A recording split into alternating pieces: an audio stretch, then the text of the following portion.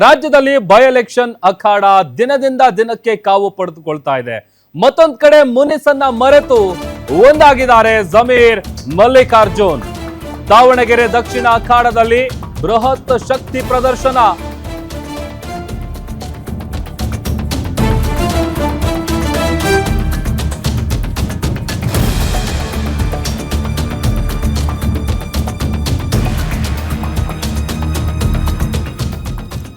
ಈ ಬಾರಿಯ by election ಅಲ್ಲಿ ದಾವಣಗೆರೆ ದಕ್ಷಿಣ ಕ್ಷೇತ್ರ ಬಹಳಷ್ಟು ಹೈಪ್ ಪಡೆದುಕೊಳ್ತಾ ಇರೋದು ಕಾರಣ ಅಲ್ಲಿ ಆದಂತಹ ಒಂದಷ್ಟು ರಾಜಕೀಯ ಬೆಳವಣಿಗೆಗಳು. ಮುನಿಸಿತ್ತು, ಆ ಮುನಿಸನ್ನ ಮರೆತು ಒಂದಾಗಿದ್ದಾರೆ ಜಮೀರ್ ಮಲ್ಲಿಕಾರ್ಜುನ್.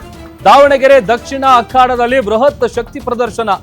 ಎಸ್ ಮಲ್ಲಿಕಾರ್ಜುನ್ ಸಮರ್ಥ ಕೈ ಹಿಡಿದಿದ್ದಾರೆ ಜಮೀರ್ ಅಹ್ಮದ್. ಅಲ್ಪಸಂಖ್ಯಾತರ ಓಲೈಕೆಗೆ ಜಮೀರ್ ಮಲ್ಲಿಕಾರ್ಜುನ್ ಒಗ್ಗಟ್ಟು ಪ್ರದರ್ಶನ ಮಾಡ್ತಾ ಇದ್ದಾರೆ. ಎಸ್ ಮಲ್ಲಿಕಾರ್ಜುನ್ ಅವರ ಮನೆಗೆ ಭೇಟಿ ಕೊಟ್ಟು ಕೈ ಕುಲುಕಿದ್ದಾರೆ ಸಚಿವ ಜಮೀರ್ ಅಹ್ಮದ್ ಅವರು.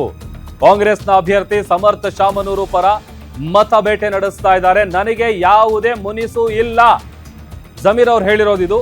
ನಾನು ಸಮರ್ಥನ ಗೆಲ್ಲಿಸಿಕೊಂಡೇ ಬರ್ತೀನಿ ಅಂತ ಹೇಳಿದ್ದೇನೆ. ಅಲ್ಪಸಂಖ್ಯಾತ ಪಕ್ಷೇತರ ಅಭ್ಯರ್ಥಿಗಳನ್ನ ವಾಪಸ್ ಕರೆಸುವ ಯತ್ನ ಮಾಡ್ತೀನಿ. ಅಲ್ಪಸಂಖ್ಯಾತರಿಗೆ ಟಿಕೆಟ್ ಸಿಕ್ಕಿಲ್ಲ ಅಂತ ಅಸಮಾಧಾನ ಇದೆ, ನಿಜ. ಅದನ್ನೆಲ್ಲ ನಾವು ಸರಿಪಡಿಸ್ತೀವಿ ಅಂತ ಜಮೀರ್ ಅಹ್ಮದ್ ಅವರು ಹೇಳಿದ್ದಾರೆ. ಸಚಿವ ಮಲ್ಲಿಕಾರ್ಜುನ್ ನಾನು ಆತ್ಮೀಯ ಸ್ನೇಹಿತ, ಕಾಂಗ್ರೆಸ್ ಕಾರ್ಯಕರ್ತರು ಒಂದ್ ರೀತಿ ನಮ್ದೆಲ್ಲ ಒಂದು ಫ್ಯಾಮಿಲಿ ಇದ್ದಂತೆ ಅಂತ ಜಮೀರ್ ಅವ್ರು ಹೇಳಿದ್ದಾರೆ. ಅವ್ರ ಮನೆಗೆ ಭೇಟಿ ಕೊಟ್ಟಂತ ಸಂದರ್ಭದ ಗಮನಿಸ್ತಾ ಇದೀವಿ ದೃಶ್ಯದಲ್ಲಿ. ಎಸ್ ಮಲ್ಲಿಕಾರ್ಜುನ್ ಹಿಂದೆ ಅವರ ನಡುವೆ ಒಂದಷ್ಟು ಮುನಿಸು ಕೂಡ ಇತ್ತು. ಬಟ್ ಆ ಮುನಿಸಿನೆಲ್ಲ ಬದಿಗಿಟ್ಟು ಸಿಎಂ ಸಿದ್ದರಾಮಯ್ಯ ಅವರ ಸೂಚನೆ ಮೇರೆಗೆ ಈಗ ದಾವಣಗೆರೆ ಅಖಾಡಕ್ಕೆ ಎಂಟ್ರಿ ಕೊಟ್ಟಿದ್ದಾರೆ ಜಮೀರ್ ಅಹ್ಮದ್ ಅವರು. ಅವರ ಮನೆಗೆ ತೆರಳದಂತ ಸಂದರ್ಭದಲ್ಲಿ, ಇದಕ್ಕೂ ಮುಂಚೆ ಅವರು ಬಂದಂತ ಸಂದರ್ಭದಲ್ಲಿ ಗ್ರ್ಯಾಂಡ್ ವೆಲ್ಕಮ್ ಸಿಕ್ಕಿತ್ತು. ಕಾರ್ಯಕರ್ತರೆಲ್ಲರೂ ಕೂಡ ಜಮೀರ್ ಅವರ ಪರ ಘೋಷಣೆಗಳನ್ನ ಕೂಗ್ತಾ ಅವರಿಗೆ ಅದ್ದೂರಿಯಾದಂತ ಸ್ವಾಗತ ಕೋರಿದ್ದಾರೆ. ಅದಾದ ನಂತರದಲ್ಲಿ ಈಗ ಕಾಂಗ್ರೆಸ್ನ ಅಭ್ಯರ್ಥಿ ಸಮರ್ಥ ಶಾಮನೂರು ಜೊತೆಗೆ ಎಸ್ ಮಲ್ಲಿಕಾರ್ಜುನ್ ಅವರ ಕೈ ಹಿಡಿದಿದ್ದಾರೆ. ನಾವು ಹೇಗಾದ್ರೂ ಮಾಡಿ ಈ ಎಲೆಕ್ಷನ್ ನಲ್ಲಿ ಗೆದ್ದೇ ಗೆಲ್ತೀವಿ ಅಂತೇಳಿ ವಿಶ್ವಾಸ ವ್ಯಕ್ತಪಡಿಸಿದ್ದಾರೆ.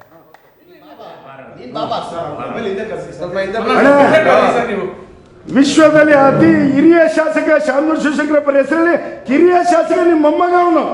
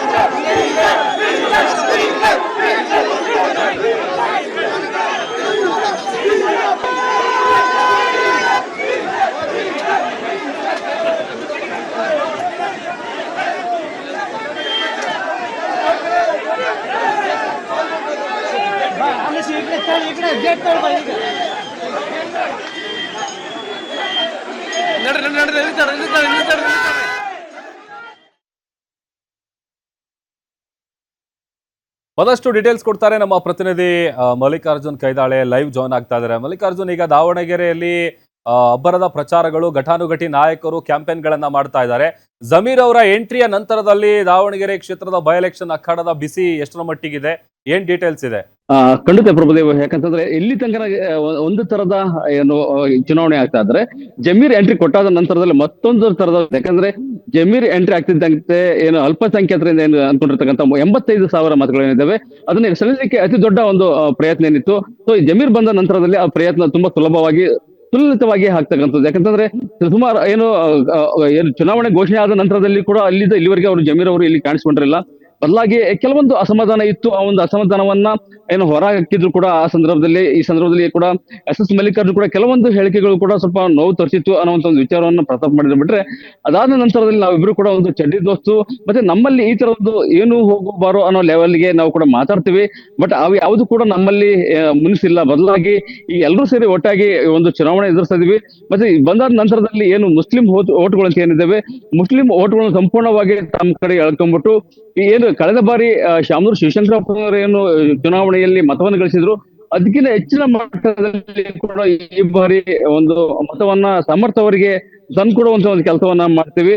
ಅದ್ರ ಜೊತೆಗೆ ಏನು ಎಸ್ ಮಲ್ಲಿಕಾರ್ಜುನ್ ಯಾವಾಗ ಕರೆದ್ರು ಕೂಡ ನಾವು ಆ ಕ್ಷಣಕ್ಕೆ ಬಂದ್ಬಿಟ್ಟು ಒಂದು ಪ್ರಚಾರ ಕಾರ್ಯದಲ್ಲಿ ಕೈಗೊಳ್ತೀವಿ ಅನ್ನುವಂತ ಒಂದು ವಿಶ್ವಾಸವನ್ನು ಕೂಡ ಜಮೀರ್ ಅಹಮದ್ ಅವರು ಕೂಡ ಹೇಳಿರ್ತಕ್ಕಂಥದ್ದು. ಅದಾದ ನಂತರದಲ್ಲೂ ಕೂಡ ಏನು ಈಗ ಮತ್ತೆ ಬಾಗಲಕೋಟೆಯ ಒಂದು ಚುನಾವಣೆಗೆ ತೆರಳಿದ ನಂತರದಲ್ಲಿ ಮತ್ತೆ ಮಲ್ಲಿಕಾರ್ಜುನ್ ಏನಾದ್ರು ಕರೆದಿದ್ದೆ ಆದ್ರೆ ಮತ್ತೆ ಈ ಒಂದು ಕ್ಷೇತ್ರಕ್ಕೆ ಬಂದ್ಬಿಡ್ತೀವಿ, ಬಂದು ಮತ್ತೊಂದು ಮತ ಪ್ರಚಾರದಲ್ಲಿ ಕೈಗೊಳ್ತೀವಿ. ಮತ್ತು ಇದ್ರ ಜೊತೆಗೆ ಕೆಲವೊಂದು ಮುಸ್ಲಿಂ ಮುಖಂಡರು ಕೂಡ ಏನು ಸ್ವತಂತ್ರ ಅಭ್ಯರ್ಥಿಯಾಗಿ ಒಂದು ಚುನಾವಣಾ ಕಣದಲ್ಲಿ ಇದ್ರು, ಅವರೆಲ್ಲವನ್ನು ಕೂಡ ಮನವೊಲಿಸುವಂತ ಒಂದು ಕೆಲಸವನ್ನ ಮಾಡ್ತೀವಿ.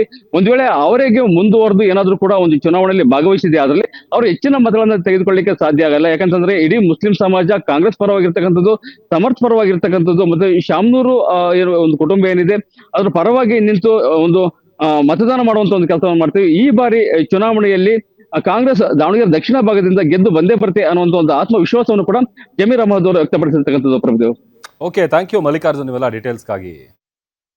ಇನ್ನು ಸಚಿವ ಜಮೀರ್ ಅಹಮದ್ ಅವರು ಮಾತನಾಡಿದ್ದಾರೆ. ಏನ್ ವಿಚಾರ ಮಾತನಾಡಿದ್ದಾರೆ ನೋಡೋಣ.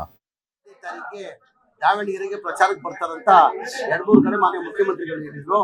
ನಾನು ಕೇರಳದಲ್ಲಿದ್ದೆ 26ನೇ ತಾರೀಕಿಂದ ಇಟ್ಕೊಂಡು 10 ದಿನ ಕಾಲ ನಾನು ಕೇರಳದಲ್ಲಿದ್ದೆ. ನಮ್ಮ ಕಾಂಗ್ರೆಸ್ ಪಕ್ಷದಿಂದ ಸ್ಟಾರ್ ಕ್ಯಾಂಪೇನರ್ ಆಗಿ ನನಗೆ 10 ಡಿಸ್ಟ್ರಿಕ್ಟ್ ಇನ್ಚಾರ್ಜ್ ಕೊಟ್ಟಿದ್ರು. 10 ಡಿಸ್ಟ್ರಿಕ್ಟ್ ಇನ್ಚಾರ್ಜ್ ಕೊಟ್ಟಿದ್ರು. ಆ ಹಿನ್ನೆಲೆಯಲ್ಲಿ ನಾನು ಕೇರಳದಲ್ಲಿದ್ದೆ. ನಾನು 5ನೇ ತಾರೀಕು ಬರ್ಬೇಕಂತ ತೀರ್ಮಾನ ಮಾನ್ಯ ಮುಖ್ಯಮಂತ್ರಿ ಸೂಚನೆ ಮೇಲೆ 5ನೇ ತಾರೀಕು ಪ್ರಚಾರಕ್ಕೆ ಬರ್ತೀನಿ ಅಂತ ಹೇಳಿದೆ. ನಾನು ಇವತ್ತು ಪ್ರಚಾರಕ್ಕೋಸ್ಕರ ದಾವಣಗೆರೆಗೆ ಪ್ರಚಾರಕ್ಕೋಸ್ಕರ ನಾನು ಇವತ್ತು ಬಂದಿದ್ದೀನಿ.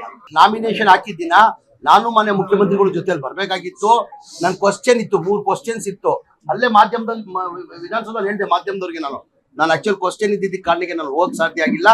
ನಾನು ಚುನಾವಣೆ ಪ್ರಚಾರಕ್ಕೆ ಹೋಗ್ತೀನಿ, ಗೆಲ್ಸ್ಕೊಂಡೇ ಬರ್ತೀನಿ ಅಂತ ಹೇಳಿದ್ದೀನಿ. ನಾನು ಏನೇನು ಕಂಡೀಷನ್ ಹಾಕಿಲ್ಲ. ಏನಾಯ್ತದ್ದು ಈ ಗೊಂದಲ ಎಲ್ಲಿಂದ ಸೃಷ್ಟಿಯಾಗಿದೆ ಅಂದ್ರೆ, ನಾನು ಒಂದ್ಸತಿ ದಾವಣಗೆರೆ ಬಂದ ಹುಬ್ಳಿಯಿಂದ ಬೈ ರೋಡ್ ದಾವಣಗೆರೆ ಹೋಗ್ತಾ ಇದ್ದೆ. ನಮ್ಮ ಅಧ್ಯಕ್ಷರ ಮನೆಗೆ ಊಟಕ್ಕೆ ಕರೆದಿದ್ರು. ಊಟಕ್ಕೆ ಕರೆಯುವಾಗ ಒಂದು 400 ಜನ ಸೇರಿದ್ರು, ಎಲ್ಲಾ ಸಮಾಜದವ್ರು ಸೇರಿದ್ರು. ಅವ್ರು ಬಂದು ಕೇಳಿದ್ರು ಟಿಕೆಟ್, ಸರ್ ಈ ಬಾರಿ ದಯಮಾಡಿ ಹಿಂದಾಗಿ ಟಿಕೆಟ್ ಕೊಡಿಸಿ ಅಂತ. ಆಯ್ತಪ್ಪ ನೀವು ಕೊಡಿ, ನಾನು ಹೋಗಿ ಹೈಕಮಾಂಡ್ ಇಡ್ತೀನಿ. ಈಗ ನಾನು ಬಹಳ ಸತಿ ಹೇಳ್ತೀನಿ, ನಾನು ನಮ್ಮ ಕಾಂಗ್ರೆಸ್ ಪಕ್ಷ ಅಂದ್ರೆ ಹೈಕಮಾಂಡ್ ಪಕ್ಷ.